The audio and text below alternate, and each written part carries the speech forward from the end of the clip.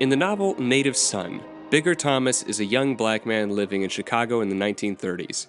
After being hired as a chauffeur by a wealthy white real estate mogul, Mr. Dalton, Bigger is introduced to his daughter, Mary, and her boyfriend, Jan. The young white couple are both radicals in favor of racial equality and in opposition to capitalism, and they take Bigger out drinking with them. Afterwards, Jan leaves, but the daughter is too drunk to even get to her own room, and Bigger has to carry her up to her bedroom. There she lays on her bed in a drunken stupor, and Bigger, aroused by the knowledge that her boyfriend has probably, quote, had her a lot of times, begins to sexually assault her, groping her breasts and kissing her. But his attempted rape is then interrupted when the girl's blind mother enters the room to see that her daughter has made it home all right. Afraid of what will happen if he's caught, Bigger silences Mary's drunken mumblings by covering her mouth with his hand at first and then using a pillow. It works, and the mother leaves assuming that her daughter is simply asleep. But when Bigger removes the pillow, he finds that he has suffocated Mary.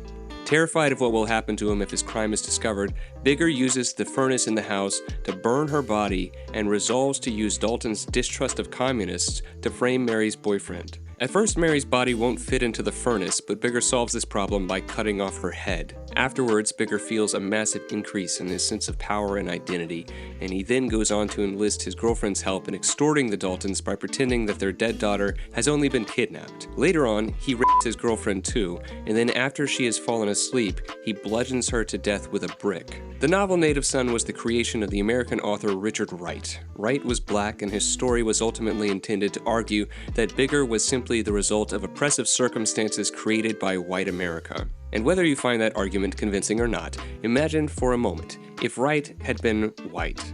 And imagine if Bigger's crimes were only there to convince the reader that black people were truly awful.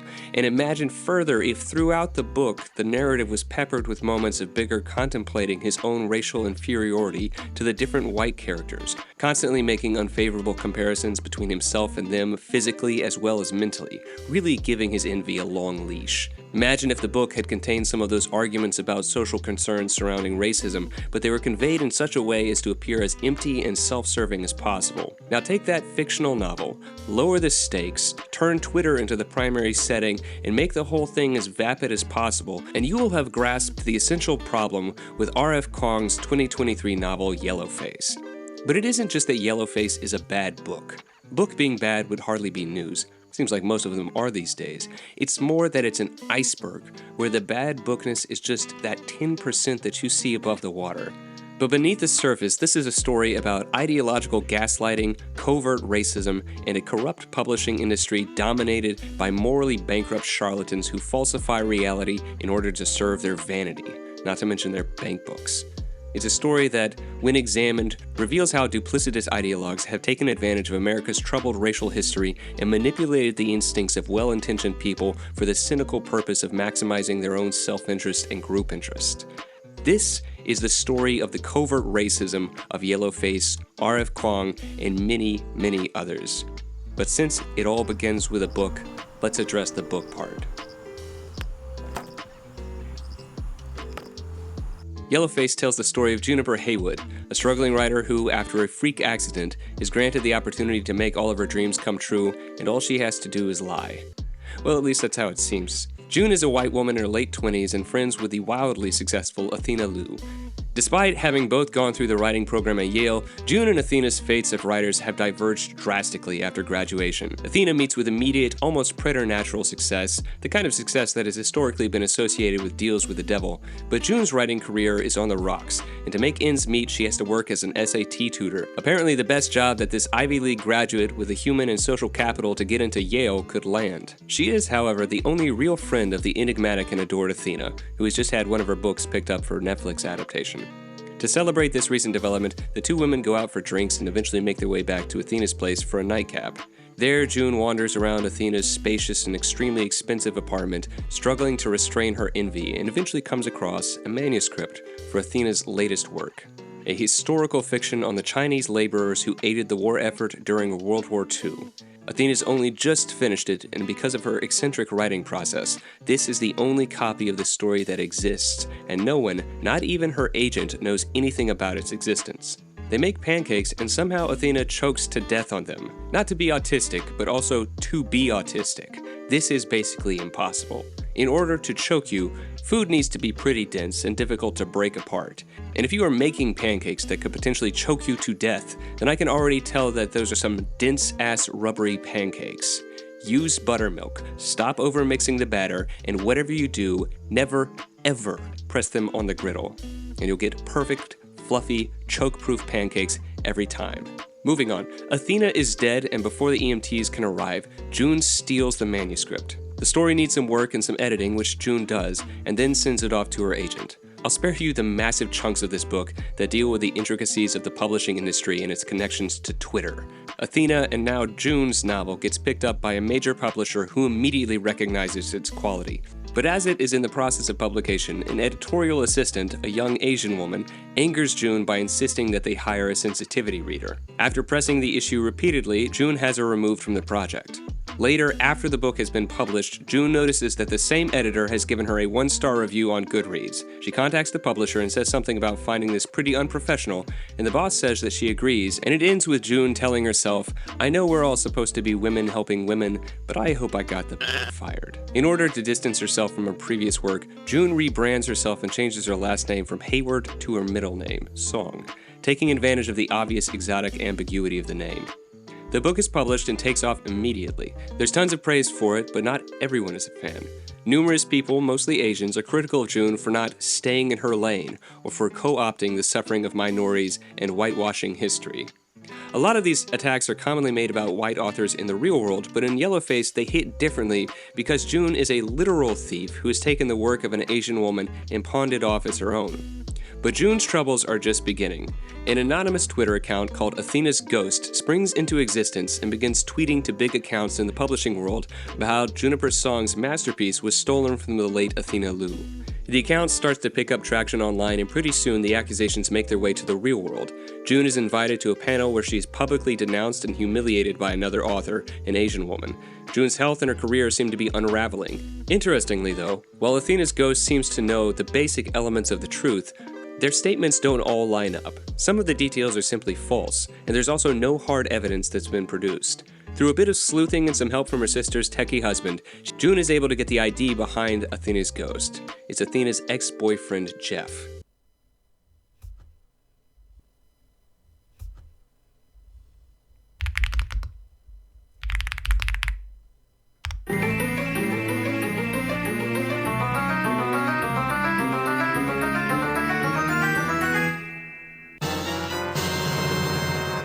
June meets with Jeff and outsmarts him by getting him to start monologuing while she secretly records him.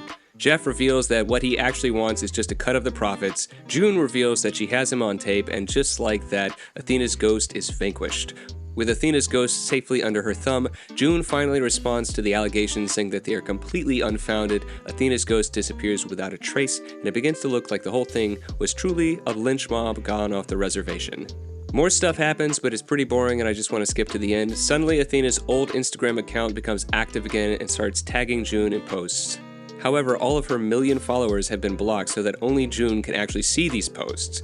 Initially, June believes it is the ex-boyfriend fucking with her again. She has another meeting with him and he convinces her that it isn't him.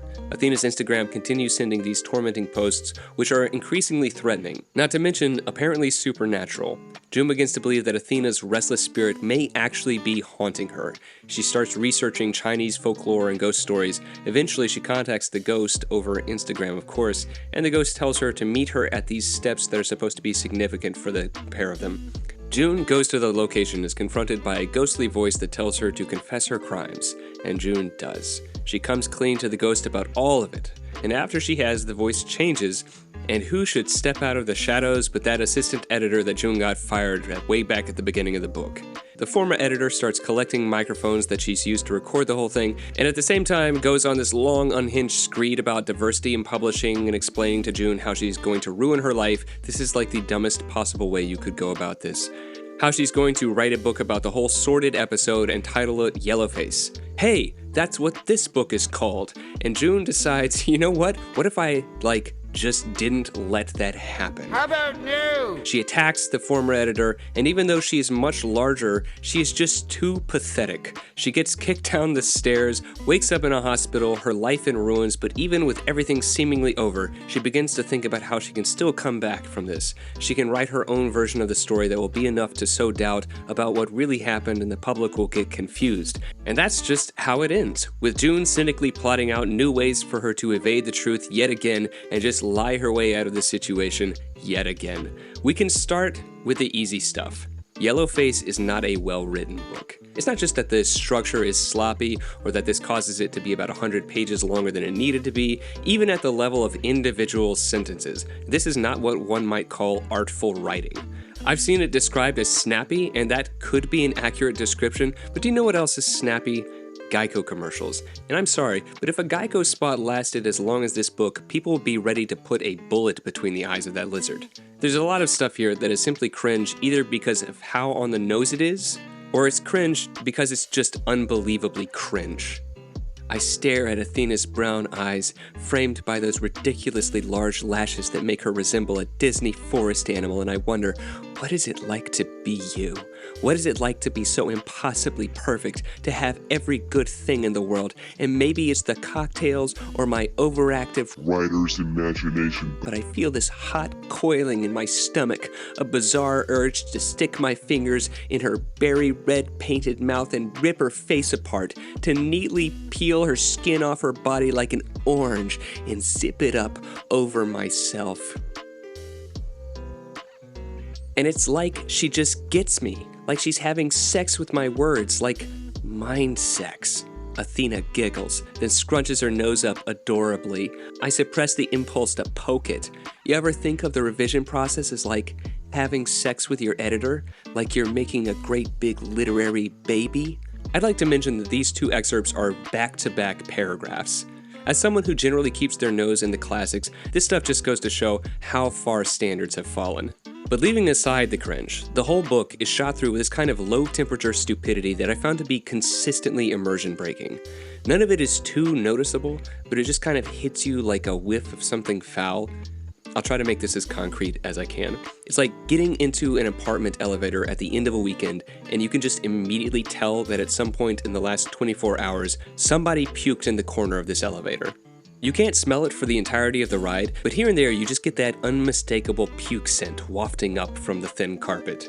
When we meet her, June is in her late 20s and working at an SAT test prep tutoring company, and the line where this is explained goes something like this: "This is where people with degrees from Yale end up when they don't have better options." Like, these jobs suck, so it's pretty unnecessary to say that the people who end up here don't have better options, but at the same time, if you expect me to buy that a person with a human, social, and financial capital necessary to go to Yale doesn't have better options, I'm sorry, I'm just not stupid enough to believe this. The whole problem here is that Kuang needs to create a complete loser, but that loser also needs to have this shared history with Athena, which will require her to have graduated from one of the most elite institutions in the world. In order for this gambit to work, she has to hope that her reader just has no clue how social reality functions. One of the big standout moments is when June becomes convinced that Athena's ghost is actually haunting her through Instagram. I don't know exactly how to put this, but basically the mood of a ghost story is so completely opposed to the tone that has been established over the previous 200 pages that there was absolutely not a single moment when I believed that it even might be legit. And of course it isn't. You can smell the punchline coming from a mile away. This whole thing has been set up in order to dunk on June yet again. The point is to show June falling into Orientalism, a fetishization of Asians and the peoples of the Orient, and one famous aspect of this is supposed to be the fixation on the supernatural elements within that culture.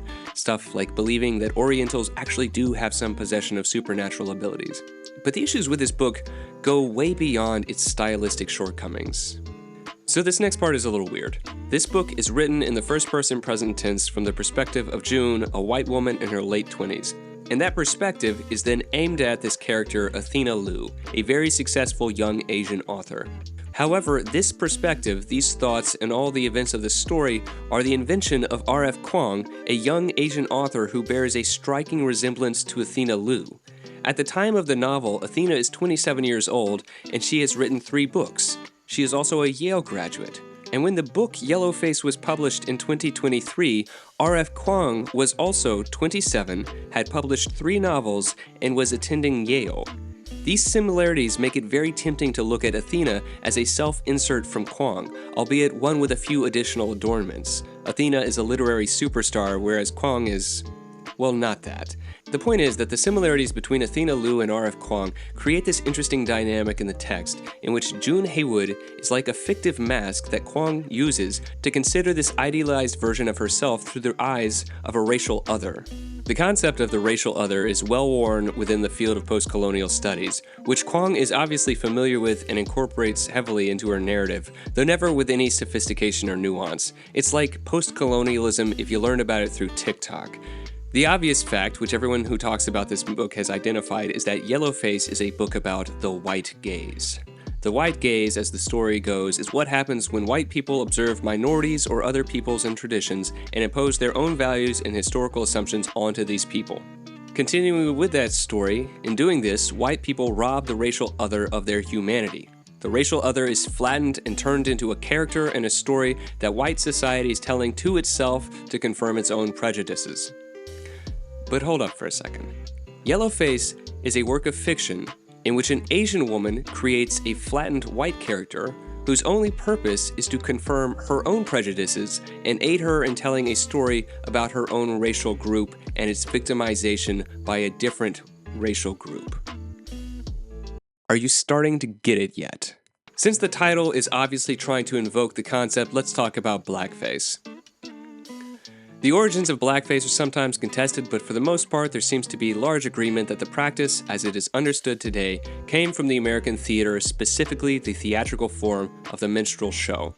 The minstrel show appeared in the early 19th century, and it would frequently involve white actors who would use makeup to darken their faces and give themselves exaggerated lips in order to portray a caricature of black people, usually stressing negative racial stereotypes. Yellowface clearly wants to use this concept, but there is a fundamental difference in how it is being used here. There is still this element of racial fakery on the part of June, but instead of being used to degrade or humiliate the target race, it is used more like stolen valor, the case of a person pretending to have served in the military in order to gain access to some privilege associated with that status. There is this clear element of racial envy throughout the book, beginning with June's confession that she longs to neatly peel Athena's skin off her body like an orange and zip it up over herself. Instead of the term's original meaning, Yellowface makes use of the more recent historical instances of race faking, such as Rachel Dolezal or even the embarrassing spectacle of Ollie London, the English internet personality who began identifying as Korean after a host of plastic surgeries intended to make him look like Jimin, one of the members of the K-pop supergroup BTS. God, aren't white people such freaks? Look at how they want to be us so fucking bad. You know, I'm Jewish and Irish. I wish I was black. Every white Jewish guy wishes he was black. This is obviously the attitude that the book is trying to invoke from its audience. But Kuang is able to deny holding these views herself by taking advantage of the ambiguity between her and her creation to obfuscate the issue of intent. Does Kuang harbor feelings of racial superiority, or are these just the thoughts of her fictional character? Kuang can always attribute the racist sentiments to June. No, it's not that I think that Asian women are superior, I'm just making my fictional white character say these things to show what a racist she is. But even with these layers of obfuscation, it's not hard to see how Kuang makes use of the original minstrel show formula. After all, she is a person inhabiting a different racial identity through this character, and the obvious purpose of this act is to humiliate this character, and by extension, the racial group that the character belongs to. If you think that this type of reasoning is unusual, then I would simply point out that it has been absolutely standard fare in race-conscious literary analysis for decades. The same reasoning was the basis for Chinua Achebe's critique of Joseph Conrad, and is either explicit or implicit anytime anyone utters the phrase, "representation matters." This is the irony of this novel. It's built around this fictional example of Yellowface, while itself being an actual example of Whiteface. June is made to be as repellent a character as possible, more on that soon, and is regularly making these kinds of self-denigrating remarks that are very flattering to Asians, particularly Asian women.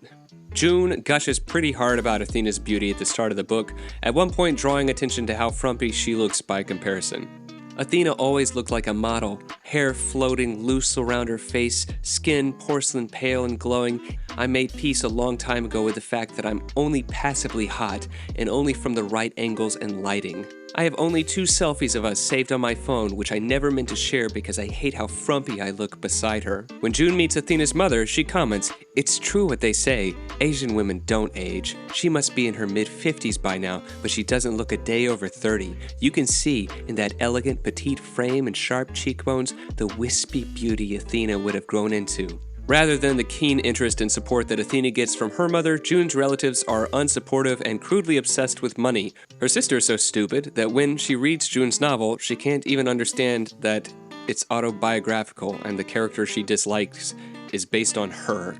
June constantly comments on how skinny the Asian women she encounters are. Even when she's in a physical fight with the editor girl at the end, she has to sneak in a comment about how small the girl's waist is. June begins to obsess over how none of the things about her life are worth writing about because they are all too white. June gets dominated in basically all interactions with non-whites. The only person she is allowed to beat is Athena's white ex-boyfriend, Jeff, who she has so little respect for that she barely considers him a man. Not only are there the constant self-flattering racial comparisons, but June is pretty much built from the ground up to be the worst kind of white person, well, at least what some people would consider the worst kind of white person. June is the archetype of the bad white progressive. The whole plot of the book is pinned on this idea that she is a very bad racist, but to even talk about it, you have to understand that this is racism in 21st century America. June doesn't hate black people or think that the white race is superior. She is in fact extremely progressive. She berates herself for her white gaze. Fiction writing is always supposed to have this element of empathy baked into it. It demands that you take on the perspective of someone who isn't like you, in an effort to expand your sense of humanity to find that common human ground between you and the other. At least this is what you will be told if you go to any writer's workshop ever. But this is not what Kuang does. June isn't a character with some flaws that you come to like anyway. She is written to be despised. She is a punching bag, and the things that happen to her are either meant to inspire schadenfreude or deep secondhand embarrassment. You would think that if a person was going to write a book about someone who is ostensibly a political ally, you'd attempt to show some respect or empathy for them, but there is practically none of that in the text. Kuang's efforts to deepen June's character, to make her less of a stereotype, and to complicate the racial narrative are so thin and perfunctory that they can truly only be described as token. Making June at least somewhat sympathetic is required by the standards of literary fiction, as opposed to the genre fiction which Kuang's first books were. But that sympathy never goes so far as to threaten Kuang's real effort, which is to create a modern-day racial morality tale establishing a narrative metaphor of white guilt. As such, June is written to be an absolute piece of shit. She's stupid, she's vapid and self-absorbed. She's absolutely, constantly doing stuff that is calculated to make the reader shake their head and say, "Man, I am glad I am not like this bitch. She is the worst." And of course, the main vector of criticism is that June is a covert racist. This is nowhere more clear than in the chapter in which June addresses the imagined accusations of racism coming from the reader. "I know what you must be thinking. Thief, plagiarizer, and perhaps because all bad things must be racially motivated, racist. Hear me out." I had thought about bringing this passage out in the discussion of stupid writing, but I wanted to hold on to it for this section. First of all, this is dumb. Again, no sane person thinks this way, and it is only through understanding some very specific historical details that you could even begin to piece together how such a line could even be written. We will be coming back to that historical context. Believe it. For now, it's enough to say that this line is just the best way that Kuang could think of to introduce the subject of the rest of the book, racism. And she wants June to have this dialogue with the reader in which she attempts to defend herself from this accusation, but only ends up proving it in the process. First of all, as any good progressive knows, if you're accused of racism, then to even dispute the claim is to indicate your guilt. As Robin DiAngelo is famous for saying, when a white person is accused of doing something racist, the only correct response is to accept guilt and ask what they can do to be better in the future. Asking for proof or sound reasoning to support this accusation, or horror of horrors, defending oneself against it, all show an insufficient commitment to racial justice. June, despite being a Yale-educated progressive, goes a little off script, and in the end, her explanation for why she isn't racist is a calculated, by Kuang of course, quagmire of motivated reasoning and hypocrisy that ends with the line, "And fuck it, I'll just say it. Taking Athena's manuscript felt like reparations, payback for all the things that Athena took from me." This is the kind of line meant to make good progressives grasp their pearls in disgust and close the book for a few seconds, saying, "I can't believe how much I hate June." And once June has been effectively monstrified to the audience, Kuang uses her as a way of attacking certain viewpoints through guilt by association. Having an obviously villainous person do things that superficially resemble your political opponents is the oldest move in the propagandist playbook. I'm reminded of the time that Ta-Nehisi Coates cribbed some Jordan Peterson lines and then put them into the mouth of Red Skull, and I'm sure he thought he was very clever doing this, and I'm sure many 16-year-olds agreed with him. The most salient of the issues that Kuang uses June as a way to attack is the question of whether or not Athena's success is owed to the publishing industry's love for diversity. There's an ambivalence here that runs throughout the novel. On the one hand, the publishing world is portrayed as a den of snakes and mostly white midwits. It's petty, it's pretentious, and it's totally stacked the deck against minorities. Yeah, you think some bitch-ass college boy can come up with that shit? No, I don't. Except that this book is published in 2023 when every media company in the Anglosphere is busy falling over itself to present voices of color and carving out whole portions of their budgets specifically for non-white creatives. June opines on this state of affairs frequently throughout the novel. She talks about how everything she wants to say, everything she wants to talk about is too white and nobody's interested in publishing it. And the question of whether or not being white is a liability in the modern world of publishing hangs in the air for the entire length of the book. So of course it must be answered. And that answer comes when the jilted editorial assistant is getting her revenge and tells June, minorities still don't have it any easier and whites are still getting preferential treatment despite the existence of programs that demonstrate exactly the opposite thing going on. These programs aren't an advantage according to the former editor, they're tokenism. Minorities are only, quote, allowed to get published when they're writing about their ethnic experience for the benefit of the white gaze. Maybe it's a little late for this, but let's say the obvious. This is a book meant to be read by white progressives. This is reflected in the very structure of the narrative itself. The entire thing is written from June's perspective, addressing herself to the reader who is clearly presumed to have all of the standard progressive attitudes. And so the issue of being a good ally is implicit throughout the entirety of the book. And white progressives tend to be deeply masochistic when it comes to the subject of race. Get Out was effectively a film about the horrors of upper-class whites making embarrassing faux pas in their interactions with black people, and it was happily embraced by progressives in order to show that they weren't like the people on the screen. They're the good ones, the ones that get it. I'm positioning myself as the cool white person, and they're all the clueless white people. They are extremely eager to mold themselves to the latest standards and language of anti-racism as a way of demonstrating that they are good allies in the struggle.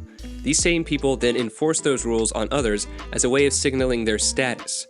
Rob Henderson is a writer and political commentator who pioneered the concept of luxury beliefs, ideas and opinions that confer status on the upper class while often inflicting costs on the lower classes. And one of the things which he has pointed out is the way that admissions of white privilege actually work in the professional and academic worlds. White people in these institutions are constantly bemoaning their own privilege and seeking to dismantle it. But if one were to measure how these admissions actually change their status within those institutions, you'd notice that these admissions only serve to raise their status, never lower it. If a white person were to go to some social event at Princeton or Harvard or Yale and say that they didn't believe in white privilege, they would witness an immediate fall in their social status within that circle, and usually this functions as a form of upper-class whites shoring up their own success and pulling up the ladder behind them because the costs of this belief are generally borne by people far less well off. This is where we get the trope of the NIMBY progressive who supports radically destabilizing policies until they begin to encroach on their own environments, at which point they just pack up and leave for a red state. On the one hand, you can justly point out the hypocrisy of these people, and it is right to do so, but there is also a little bit of karmic justice in the fact that this gives anti-racist activists carte blanche to manipulate them. and white progressives are terrified of falling behind in this ever more complicated and ridiculous landscape of racial grievance which they themselves continue to perpetuate. However, there is a growing amount of discomfort among this group because it's beginning to seem like the consequences of their politics may soon become detrimental to their own self-interest in a way that it never has before. Enter the curious case of David Austin Walsh. I want to thank everybody here for coming out to this talk today. Some of you know I struck out yet again on the job market. I just heard that there was a job that I was a finalist for that I did not get over the weekend. Walsh is not a character in Yellowface. He's a real historian and postdoctorate from Yale and the author of Taking America Back, The Conservative Movement and the Far Right, a book devoted to arguing that the conservative movement in America is fundamentally intertwined with fascism and white supremacy. He'd also gained a reputation for being very vocal about his politics on Twitter. Obviously, he is a good progressive foot soldier in the academy, furthering the belief that white supremacy is the central tenet of all Western institutions. So when Walsh discovered that he was basically unemployable due to his sex and race, this realization was met with a certain chagrin from the internet, many who were quick to point out that this was simply the obvious consequence of the same policies that Walsh himself supported. Walsh then found himself in an ill-advised confrontation with a non-white female history professor in which his concerns were laughingly dismissed, and he accused her of punching down. It ought to go without saying that this was a big mistake in progressive circles. He ended up issuing an apology and locking down his account in the aftermath of the affair. But the case proved illustrative in the sense that it reveals the anxiety of the white progressive. The racial justice merry-go-round is spinning faster and faster, and white progressives are increasingly concerned that they could be the next body hurled into the abyss. This puts their continued allyship into doubt. As I said, the issue of being a bad ally runs throughout the text. June is outwardly a good progressive, and interestingly, she too is a graduate from Yale. When she's interviewed by a man who objects to the, quote, over-politicization of genre fiction, her immediate reaction is to suspect him of being a Nazi. This is the kind of irrational reflex that is generally favored among progressives, but it is at the same time the indication of a very shallow thinker, and the text is critical of June for this very shallowness. June might be a progressive, but she is a hollow one. She relies on social media to figure out what popular causes are, and then voices her support for them. She's more concerned with appearing virtuous to the right people than she is genuinely invested in these causes. And ultimately, this is used to suggest that she, and by extension many white progressives, might begin to change their tunes when they can no longer shove off the consequences of their politics onto lower status whites. When the controversy surrounding June's plagiarism ramps up, she finds herself being supported by alt-right free speech proponents, and it's help that she's willing to accept after offering some thin rationalizations. Okay, yes, I know how bad this looks. Like Taylor Swift, I had no intention of becoming a white supremacist Barbie. Obviously, I'm not a Trumper. I voted for Biden, but if these people are hurling money at me, is it so wrong of me to accept? Should we not celebrate scamming cash from racist rednecks whenever we get the chance? The intent is to shame all doubtful white progressive allies, suggesting that they are simply motivated by their own self-interest. June Haywood's existence as a character type might even serve as a convenient way of immediately discrediting progressive apostates through the suggestion that they are all just as shallow and superficial as June. But we have finally arrived at the discussion of the political context of this book, and such discussion cannot be complete without mention of DEI and the associated backlash against it in recent years. The question that runs throughout the book, and which is its real subtext, is whether the publishing industry has a fetish for minority writers. R.F. Kuang insists that this isn't the case, that publishing is still a white woman's world, and all of this is conveyed through the jilted assistant editor who ends up being the one to bring June down. After having tricked idiot June into confessing her sins to what she, for racist reasons, believes is Athena's ghost, the woman whom she had earlier gotten fired goes into a lengthy rant. Do you know how much shit Athena got from this industry? They marked her as a token, exotic Asian, insisting that Asian was her brand, was what her audience expected. They never let her talk about anything other than being an immigrant, other than the fact that half of her family died in Cambodia, that her dad killed himself on the 20th anniversary of Tiananmen. Racial trauma sells, right? They treat her like a museum object. That was her marketing point, being a Chinese tragedy. She leaned into it too. She knew the rules fools. She f***ing milked it for all it was worth. And if Athena is a success story, what does that mean for the rest of us? Don't you know what it's like to pitch a book and be told they already have an Asian writer? That they can't put out 2 minority stories in the same season? That Athena Liu already exists, so you're redundant. This industry is built on silencing us, stomping us into the ground, and hurling money at white people to produce racist stereotypes of us. You're right, though. Every so often, someone in this industry develops a conscience and gives a non-white creator a chance, and then the whole carnival rallies around their book like it's the only diverse work ever to exist. God. Kuang, through the voice of Candace, accuses the industry of racism, tokenism, the promotion of trauma porn, and of only allowing minority authors a chance when they're willing to write themselves as stereotypes in order to appease racist whites. To the extent that any minorities are allowed any success whatsoever, it is assumed that they are just so much more talented than their white peers that even the most racist publishers cannot economically justify sidelining them. This is about as high fantasy as Tolkien, but at least it shows the versatility of the anti-racist narrative. Yes, there are many stories emphasizing the race-based traumas of minorities in America. Of course, this leaves out the fact that in promoting these stories, white industry heads were frequently responding to the demands of minority racial activists who insisted that white America needed to face their legacy of racism. If white publishers did not want to print these stories, or if white America did not want to see or read them, both were seen as avoiding their legacy of racism. If white America does the opposite, they are then accused of a perverse love for trauma porn or tokenizing minority writers, resulting in a catch-22 in which there are no moves that are not interpreted as racist. The complaints about the publishing industry are equally problematic. Yes, in any given year, the percentage of books published by a given publishing house is likely to skew disproportionately white. Of course, these kinds of racial disparities are rarely ever problematic when they are reversed, as was seen in a stunning piece published in Axios in 2021, where the author begins by stating, "Asians make up the majority of Silicon Valley's tech force at roughly 57%, according to MarketWatch. Yet they're vastly underrepresented at the leadership level, 27% at Apple, 40% at Google, and 25% at Facebook. Asians represent about 7% of the US population.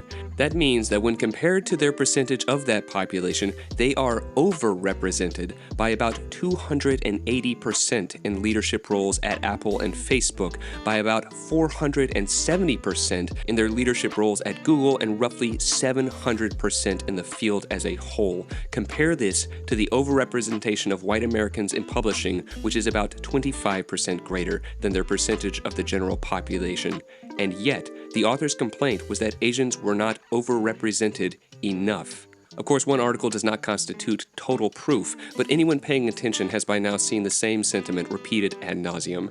This example serves to illustrate a persistent feature of diversity and equity initiatives. Wherever there is a disparity in favor of whites, the assumption is racism and corruption. Whenever there is a disparity in the favor of non-whites, the assumption is merit. The Axios piece was only striking because of how starkly and stupidly it juxtaposed both assumptions right next to one another. But let's look at another example. The practice of blind auditions for spots on famous orchestras was put into place in order to combat sexism of the music world. But in 2020, it came under fire because it did not produce enough diversity. When judges couldn't tell the race of the musician and could only base their decisions on merit, they just kept picking too many white people. Time and time again, merit gets picked up and put down based purely on its utility to what is apparently the more important goal: diversity. But Kuang's claims about the motivations of those in her industry are confounded by the fact that this book exists and was printed by Burrow Press, which is an imprint or subsidiary of HarperCollins, which is one of the big 5 publishing houses in America. Here is a picture of the Burrow Press editorial board. Did these women greenlight this book because they'll only allow minorities to get published when they are fulfilling racial stereotypes and providing trauma porn for white audiences? Seems unlikely. Is anyone actually stupid enough to believe this? In addition, and as previously mentioned, Kuang is writing in a post-DEI world in which numerous publishing houses go out of their way to give preferential treatment to minorities. Quality data on the subject is hard to come by for exactly the reason that it would be extremely damning, but the public has had some glimpses behind the curtain in recent years. There was, for instance, the curious case of the Joyce Carol Oates tweet, in which she cited evidence of a significant bias against emerging white authors. Which brings us along our path next to the curious case of Michael Derek Hudson. Michael Derek Hudson has a poem published in the 2015 edition of Best American Poetry, but not under his real name. Instead, the poem, which was originally published in the Prairie Schooner and republished in the BAP anthology, is under a Chinese pseudonym, Yifin Chao. This was the original case of Yellowface that was the clear inspiration for Kuang's novel, but ironically, it describes something almost completely, directly opposite of the racial conundrum that she creates in her book. After his poem had been selected for inclusion in BAP, Hudson revealed himself in his bio, where he admitted that he had taken to using the pseudonym as a publishing strategy. If a certain piece was rejected numerous times under his actual name, he would switch to the pseudonym. Such was the case with the poem that made it into 2015's Best American Poetry, which was rejected 40 times under his real name and then picked up after 9 more rejections after switching to the alias Yi Fin. For those interested, that is a 340% improvement in acceptance rates based on a change of name. The revelation caused an explosive maelstrom that rocked the literary world. Asian American poet and the head of the Asian American Writers Workshop, Kin Chen, wrote a piece for NPR titled "Why a White Poet Posed as an Asian to Get Published and What's Wrong with That?", where he described Hudson as another hysterical white man angry that a few people of color have breached their quarantine. Well, that's one particularly histrionic way of looking at it. Another perspective might be that he simply didn't want to be discriminated against because of his race and gender. Chen tries to end his piece with a real zinger, and so what about the pen name Yifin Chao used by Michael Derek Hudson? If you know Chinese, you know it actually means a piece of stink. Which is a little odd because translations don't typically result in something that is clearly nonsensical in the target language, but it actually gets better. Apparently, this was the real name of a woman who went to school with Hudson, so damn Ken, now you look like a real dickhead. One interesting detail about the debacle is that the original publication of Hudson's poem came a clean 10 years after a different, but also not so different publication. In 2004, the study Are Emily and Greg More Employable Than Lakeisha and Jamal? A field experiment on labor market discrimination was published in the American Economic Review. The study involved sending thousands of fake resumes to different help-wanted ads in Boston and Chicago. These resumes were identical, except that half had been given stereotypically white-sounding names and the rest had been given stereotypically black-sounding names. The results showed that employers were much more likely to respond to the white resumes despite the fact that they were otherwise identical. It would seem that Hudson's example showed a similar, albeit inverted, system of prejudice. The same poem was either unpublishable or one of the best poems of the year based on what name was at the top. Sherman Alexie is a Native American poet and was the editor who had chosen Li Fin but actually Hudson's poem. And afterwards he responded with a lengthy blog post in which he tried to explain why he had chosen to keep the poem in. I've seen this post described as thoughtful, which I find interesting. A better word might be incoherent, but admittedly, I'm not a poet. After giving an exhausting description of his process, Alexie explains that he left the poem in because I believe I would have committed a larger injustice by dumping the poem. I think I would have cast doubt on every poem I have chosen for BAP, and it would be implied that I chose poems based only on identity. Except that, no it wouldn't. That was already implied unless the operative word in that sentence was only, since he had already admitted in a previous paragraph that one of his rules in judging poems is that he intentionally selects for underrepresented groups. But obviously, nobody believes or would have believed that he was selecting purely on race, just that he was doing what has always been called racism when white America did it. And later, he even admits to practicing what he calls racial nepotism, which is a nice bit of doublespeak. And so yes, of course, white poets have helped their white friends and colleagues because of nepotism. And yes, of course, brown poets have helped their brown friends and colleagues because of nepotism. And yes, because of nepotism, brown and white poets have crossed racial and cultural lines to help friends and colleagues. Nepotism is as common as oxygen. And in putting Yifin Chao in the maybe and yes piles, I did something amorphous. I helped a total stranger because of racial nepotism. Not only does a statement like this cast a dark shadow on the idea of meritocracy in the literary world, the presumption that success there is purely a matter of talent or ability, the idea that this is amorphous might fly with poets, but not with people who can think. There's nothing amorphous about it. Nepotism is the favoring of friends and relatives, but if you show favoritism to someone who isn't your relative or your friend, well, it's no longer right to use the word nepotism because that just isn't what the fucking thing means. And when you give preferential treatment to someone because of their race, well, there's already a word that cleanly sums that up. It brings up a pretty obvious question. Why not just ignore the names altogether? Why not let each poem stand on merit? Well, to answer that question, it's worth talking about Ryo Yamaguchi, another writer who penned a revealing response to the whole episode, which was published in the Michigan Quarterly Review. Guys, you're just gonna have to take my word for it that these names mean something in the literary world. And it is a carnival of sophistical bullshit, including gems such as claiming that white men can't be discriminated against in modern publishing because most of the celebrated authors in the canon are white. Not like we have long-standing activist movements trying to decolonize the canon or anything. Rhetorical moves like this one amount to saying, we can't be discriminating against this group because we haven't yet achieved the most drastic outcomes that discrimination would cause. It's sort of like if a person who is actively shooting at you started saying, I can't be shooting this gun at you because you aren't already dead. Or how about claiming that white men can't experience marginalization while discussing a scandal that provides the evidence which proves the claim to be objectively false? Hudson personally had the experience of marginalization when he realized that he was being rejected because of his race, something which has been effectively admitted by all of the people who wrote about this. But neither of these are as significant as Yamaguchi's assertion that good poetry is good because of who wrote it, or that merit is not a tenable criteria for a publication with the name Best American Poetry. By eliminating neutral standards like quality and merit, these arguments amount to little more than a defense for racial preferences within publishing. And of course, the intellectual grounding is directly attributed to Marx. Oh look, another racial identitarian who ends up being a not even closeted Marxist. God, we never see those. Yamaguchi is now the named publisher at Copper Canyon Press, and you better believe that he's using the same kind of logic in his decisions about what kind of stories and writers he's going to put into print. Stepping back a little bit, when Ken Chen penned his response to the affair in NPR, he began it with a story. A friend of mine told me a teenager she knew had told her a secret. You know I'm really not Asian, right? I'm a normal person. I have to say that stylistically, this is an unbelievably bad sentence. It is extremely clunky. The source for the quote is buried beneath 3 degrees of separation from the reader, the quote has no context, the identity of the speaker is entirely opaque, and to top it off, it lacks any and all verisimilitude. It doesn't sound like the way anybody actually talks. I can imagine some hypothetical teenagers saying that they were white rather than Asian, but the I'm a normal person as opposed to saying I'm white sounds entirely contrived. After working in a gaudy plug for his organization, Chin goes on to say that people of color may have at one point felt that they were not normal, because everybody knows that white people never experience this feeling, and that, for this reason, when he found out about Hudson's pseudonym Yi Fin Chao, one had to wonder, why would he want to be Asian? Why would anyone want to be abnormal? Oh, I don't know, maybe he wanted to get his poetry published and he'd figured out what was going on. Jesus!